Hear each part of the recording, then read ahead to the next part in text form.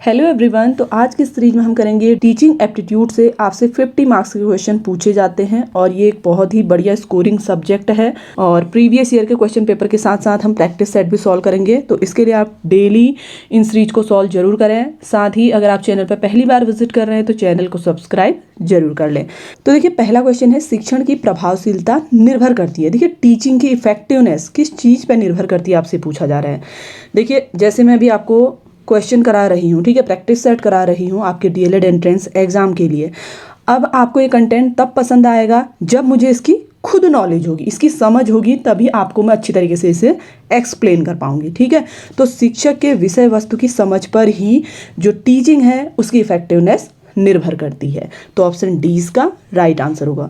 Second question है, कक्षा संप्रेषण होना चाहिए। देखिए, क्लासरूम कम्युनिकेशन किस तरीके का होना चाहिए पूछा जा रहा है आपसे। विद्यार्थी केंद्रित, अध्यापक केंद्रित, पाठ्यपुस्तक केंद्रित, इनमें से कोई नहीं। देखिए, क्लासरूम कम्युनिकेशन हमेशा चाइल्ड सेंटर्ड होना चाहिए, यानी कि स्टूडेंट पर बेस्ड होना चाहिए। तभी हम एक अच्छी टीचिंग कर पाएंगे जब हम स्टूडेंट को ध्यान में रखते हुए पढ़ाएंगे। ठीक है, तो ऑप्शन ए इसका राइट आंसर होगा। नेक्स्ट क्वेश्चन है, देखिए, निम्नलिखित में से शिक्षक का कौन सा गुण शिक्षक की प्रभावशीलता को निर्धारित करने वाले पूर्वबोध मानदंड से संबंधित नहीं है। टीचर की इफेक्टिवनेस को लेकर ही ये क्वेश्चन आपसे पूछा गया है, जो पूर्वबोध मानदंड से संबंधित नहीं है पूछा जा रहा है। तो राइट आंसर हो जाएगा शिक्षण अभिवृत्ति। नेक्स्ट क्वेश्चन है, एक छात्र गृह कार्य पूरा करके नहीं लाता तो आप। देखिए, क्वेश्चन बहुत इंपॉर्टेंट है, बीएड के एंट्रेंस एग्जाम में भी पूछा गया है। ठीक है, तो आपसे कह रहा है अगर कोई स्टूडेंट होमवर्क कंप्लीट करके नहीं लाता है तो आप क्या करेंगे। उसे कक्षा से बाहर जाने के लिए कह देंगे, उसे दंड देंगे, उसकी शिकायत प्राचार्य से करेंगे, उससे गृह कार्य पूर्ण न करने का कारण पूछेंगे। देखिए, एक टीचर होने के नाते सबसे पहला स्टेप आपका होगा कि आप उसे गृह कार्य पूर्ण न कर पाने का कारण जानेंगे। देखिए फ्रेंड्स, जैसा कि मैंने आपको पहले ही बताया हुआ है कि इसमें स्टूडेंट टीचर को रिलेट करते हुए क्वेश्चन पूछे जाते हैं, तो आप लोगों को कॉन्सेप्ट को समझना है। अगर आप स्टूडेंट के मन को समझ लेते हैं तो आप आसानी से एक अच्छा स्कोर इस टॉपिक के रिगार्डिंग गेन कर सकते हैं। नेक्स्ट क्वेश्चन है, शिक्षक प्रशिक्षण प्रक्रिया में साइबरनेटिक्स का संबंध है। देखिए, टीचर की ट्रेनिंग में आपसे पूछा जा रहा है। ठीक है, साइबरनेटिक्स का संबंध किस चीज से है। तो इसका राइट आंसर है, देखिए, पृष्ठ पोषण से, यानी कि फीडबैक से है। नेक्स्ट क्वेश्चन है, भारतवर्ष में अध्यापक शिक्षा में गुणवत्ता को नियंत्रित करने का उत्तरदायित्व है। देखिए, आपसे क्या पूछा जा रहा है, भारत में अध्यापक शिक्षा यानी कि टीचर एजुकेशन की जो क्वालिटी है उसको नियंत्रित करने का उत्तरदायित्व किसके पास है। तो राइट आंसर है एनसीटीई का। और देखिए, एनसीटीई का कभी कभार आपसे फुल फॉर्म भी पूछ लेता है, तो इसका फुल फॉर्म होता है national council for teacher education. Next question है, कक्षा में एक शिक्षक को विद्यार्थियों के साथ किस रूप में व्यवहार करना चाहिए। देखिए, किस तरीके का बिहेवियर एक टीचर को क्लासरूम में अपने स्टूडेंट के साथ करना चाहिए पूछा जा रहा है। पिता की तरह, मित्र की तरह, अभिप्रेरक के रूप में, या ये सभी। देखिए, जब क्लास में कोई टीचर पढ़ाता है तो उसको हर तरीके का बिहेवियर अपनाना पड़ता है, यानी कि एक पिता की तरह भी उसका व्यवहार होना चाहिए, मित्रवत भी होना चाहिए ताकि वो बच्चे को आसानी से समझा सके, समझ सके। ठीक है, अभिप्रेरक यानी कि एक मोटिवेटर के तौर पे भी उसको अपना व्यवहार रखना चाहिए। तो राइट आंसर हो जाएगा ऑप्शन डी, ये सभी। नेक्स्ट क्वेश्चन है, ऐसे शिक्षक जो विद्यार्थियों के बीच में लोकप्रिय चर्चित होते हैं वे क्या है। अतिरिक्त ट्यूशन शुल्क के साथ कक्षाएं लेते हैं, अच्छा ग्रेड प्रदान करते हैं, उनके साथ आत्मीयता विकसित करते हैं, उनकी समस्याओं के समाधान में सहायता करते हैं। देखिए, एक टीचर स्टूडेंट के बीच में तभी पॉपुलर या लोकप्रिय होता है जब वो क्या करे, बच्चों की समस्याओं को समझे और उनके समाधान में सहायता करे। ठीक है, तो राइट आंसर हो जाएगा ऑप्शन डी। नेक्स्ट क्वेश्चन है, प्रभावशाली कक्षा वातावरण का तत्व सार है। देखिए, एक इफेक्टिव क्लासरूम के लिए सबसे बेहतर क्या है। एकाधिक प्रकार शिक्षण सहायक सामग्री, कठोर अनुशासन, पूर्ण निस्तब्धता, छात्र जीवंत अंतः प्रक्रिया। तो देखिए, एक इफेक्टिव क्लासरूम के लिए सबसे ज्यादा जो जरूरी है वो है कि टीचर और स्टूडेंट के बीच क्या हो, एक इंटरेक्शन होना बहुत ज्यादा जरूरी है। ठीक है, तो राइट आंसर हो जाएगा ऑप्शन डी। नेक्स्ट क्वेश्चन है, निम्नलिखित में कौन एक अच्छे शिक्षक का महत्वपूर्ण गुण है। देखिए, एक अच्छे टीचर की महत्वपूर्ण यानी कि सबसे इंपॉर्टेंट क्वालिटी कौन सी होगी। विषय वस्तु पर स्वामित्व पकड़, समय पाबंद, सच्चाई, आकर्षक व्यक्तित्व। तो देखिए, एक टीचर की जो सबसे इंपॉर्टेंट क्वालिटी होती है उसको अपने सब्जेक्ट का नॉलेज होना बहुत ज्यादा जरूरी है। ठीक है, तो राइट आंसर हो जाएगा ऑप्शन ए। अगला इंपॉर्टेंट क्वेश्चन है, एक शिक्षक का प्राथमिक कर्तव्य है कि टीचर की सबसे प्राइमरी जो रिस्पॉन्सिबिलिटी है, ड्यूटी है, वो क्या है। विद्यार्थियों के शारीरिक स्तर में सुधार करना, विद्यार्थियों के मूल तंत्र ग्रहण करना, विद्यार्थियों के मानसिक स्तर में सुधार करना या विद्यार्थियों का संपूर्ण विकास करना।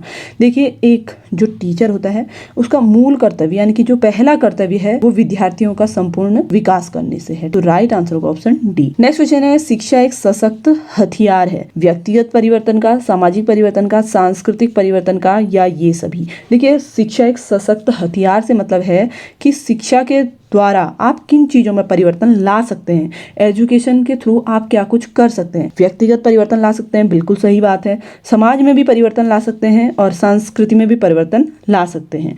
तो राइट आंसर होगा ऑप्शन डी। नेक्स्ट क्वेश्चन है, शिक्षक के सम्मुख सबसे चुनौतीपूर्ण कार्य है। देखिए, सबसे ज्यादा चुनौतीपूर्ण कार्य पूछा जा रहा है। शिक्षण अधिगम प्रक्रिया को सुखद बनाना, प्रश्न पत्र का निर्माण करना, विद्यार्थियों को गृह कार्य पूर्ण करने योग्य बनाना या फिर कक्षा कक्ष में अनुशासन बनाए रखना। देखिए, एक टीचर के लिए सबसे ज्यादा चुनौती भरा काम होता है टीचिंग लर्निंग प्रोसेस है उसको इंटरेस्टिंग बनाना। ठीक है, तो राइट आंसर हो जाएगा ऑप्शन ए। अगला क्वेश्चन है, स्वयं पोर्टल क्या है। देखिए, स्वयं पोर्टल क्या है, ये एक शिक्षा के सिद्धांतों को प्राप्त करने के लिए डिजिटल कार्यक्रम है। ठीक है, तो राइट आंसर होगा ऑप्शन बी। नेक्स्ट क्वेश्चन है, शिक्षण में विद्यार्थियों की अधिकतम प्रतिभाग संभव है। देखिए, टीचिंग में स्टूडेंट सबसे ज्यादा पार्टिसिपेट कब कर पाएंगे, जब क्या हो, परिचर्चा विधि द्वारा पढ़ाया जाए, पाठ्य पुस्तक विधि द्वारा पढ़ाया जाए, दृश्य श्रव्य सहायक सामग्री द्वारा वो पढ़ पाए या फिर व्याख्यान विधि द्वारा उनको पढ़ाया जाए। तो देखिए, इसमें राइट आंसर होगा स्टूडेंट टीचिंग में सबसे ज्यादा पार्टिसिपेट तब करेंगे जब क्या हो, डिस्कशन हो, ग्रुप डिस्कशन होगा तो उसमें वो क्या कर पाएंगे, ज्यादा से ज्यादा पार्टिसिपेट कर पाएंगे।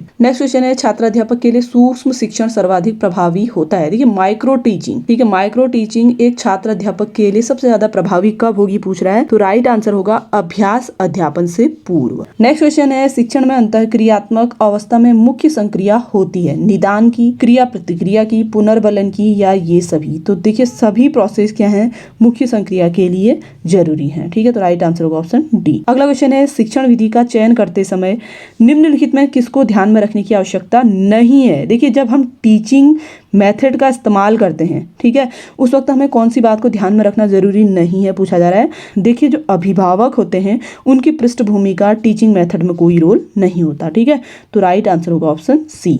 नेक्स्ट क्वेश्चन है, शिक्षण सूत्र है। देखिए, जो टीचिंग फॉर्मूला है वो कैसा होना चाहिए, ज्ञात से अज्ञात की ओर, सरल से कठिन की ओर, अप्रत्यक्ष से प्रत्यक्ष की ओर, डी है ए और बी दोनों। तो देखिए, जो टीचिंग फॉर्मूला है वो ज्ञात से अज्ञात की ओर होना चाहिए, जैसे हमें थोड़ा बहुत नॉलेज है, हम किसी नई चीज़ को सीख रहे हैं। ठीक है, दूसरा है सरल से कठिन की ओर। अब आप पढ़ा रहे हैं बच्चे को तो सबसे पहले हमें आसान चीज़ों से पढ़ानी होगी ताकि वो कठिन चीज़ों को भी समझ सके। तो राइट आंसर होगा इसके लिए क्या, ऑप्शन डी। अगला क्वेश्चन है, निम्नलिखित में कौन शिक्षण का स्तर नहीं है। देखिए, शिक्षण का स्तर लेवल नहीं है पूछ रहा है, स्मृति स्तर, वर्णन स्तर, बोध स्तर, चिंतन स्तर। तो देखिए, स्मृति स्तर, बोध स्तर, चिंतन स्तर तो शिक्षण के स्तर हैं, वर्णन स्तर नहीं होगा। ठीक है, तो राइट आंसर होगा ऑप्शन बी। अगला इंपॉर्टेंट क्वेश्चन है, देखिए, निम्नलिखित में से अध्यापन अधिगम का सबसे प्रभावशाली माध्यम कौन सा है। देखिए, अध्यापन अधिगम का सबसे प्रभावशाली माध्यम आपसे पूछा जा रहा है बिना विश्लेषण के अवलोकन करना, अनुकरण, नकल और दोहराना, विषय वस्तु को यंत्रवत याद करना, संकल्पनाओं के बीच संबंध खोजना। तो देखिए, आपसे कहा जा रहा है कि अध्यापन अधिगम को प्रभावशाली बनाने का माध्यम, तो उसके लिए सबसे ज़्यादा बढ़िया जो तरीका है वो है, देखिए, संकल्पनाओं के बीच संबंध खोजना। ठीक है, तो राइट आंसर होगा ऑप्शन डी। अगला इंपॉर्टेंट क्वेश्चन है, प्रगतिशील शिक्षा में बच्चों को किस तरह से देखा जाता है। देखिए, एक प्रोग्रेसिव एजुकेशन में बच्चे को किस तरीके से देखा जाता है आपसे पूछा जा रहा है, निष्क्रिय अनुकारकों के रूप में, सक्रिय अन्वेषकों के रूप में, खाली स्लेटों के रूप में या छोटे वयस्कों के रूप में। तो देखिए, जो बच्चे होते हैं वो सक्रिय अन्वेषक के रूप में होते हैं, यानी कि एक्टिव होना चाहिए बच्चे को। ठीक है, जब वो एक्टिव होगा तभी प्रोग्रेसिव एजुकेशन अच्छी तरीके से वर्क करेगी। ठीक है, तो राइट आंसर होगा इसका ऑप्शन बी। तो फ्रेंड्स, ये तो थे टीचिंग एप्टीट्यूड से related most important selected question जो आप सभी के साथ मैंने आज की इस वीडियो के माध्यम से शेयर किए। आई होप कि आप सभी को सीरीज पसंद आई होगी। अगर आपको वीडियो हेल्पफुल लगा हो, कंटेंट अगर आपको यूजफुल लगा हो तो वीडियो को लाइक, शेयर, चैनल को सब्सक्राइब जरूर कर लें। साथ ही इस पीडीएफ के लिंक के लिए आप हमारे टेलीग्राम चैनल को भी ज्वाइन कर सकते हैं। Thanks for watching.